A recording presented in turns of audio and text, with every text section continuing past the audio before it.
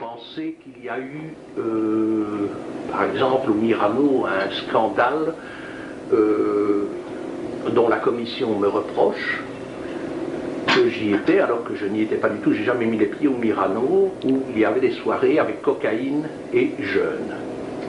Ça s'est passé effectivement dans les années 80. Hein, 80 peut-être un peu avant. Fin des années 80. Oui. En fin des années 80. Oui, c'est possible. Bon, qu'est-ce qui s'est passé? Donc, il y avait le Myrano, c'était une boîte à la mode tout au début à Bruxelles où il fallait venir un peu brancher, enfin des trucs comme ça. Je n'ai jamais mis les pieds au Myrano. Mais bref, ce genre branché n'était pas de mon époque et moi je n'y avais pas été. Mais par contre, mon ex-femme, qui est avocat, enfin qui était avocat, Madame Bouty, que vous l'avez entendu parler, a défendu une des personnes qui se trouvait dans ce groupe, qui s'appelle Alexis Alouaker.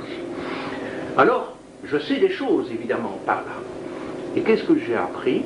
Eh bien, j'ai appris tout simplement qu'au Myrano, il y avait effectivement de la drogue, et ils ont été poursuivis pour drogue, mais n'ont pas été poursuivis pour les mœurs.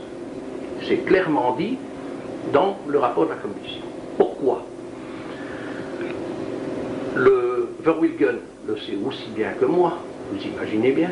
Eh bien, tout simplement parce qu'il y avait le frère du roi qui était en train de baiser, et ils avaient pris des photos avec des filles de 14 ans. Hein. Le frère de notre roi était occupé, et donc ils ont dit, on va pour les mœurs, on sort les photos. Et alors on a dit, il n'y a pas d'histoire de mœurs, c'est tout.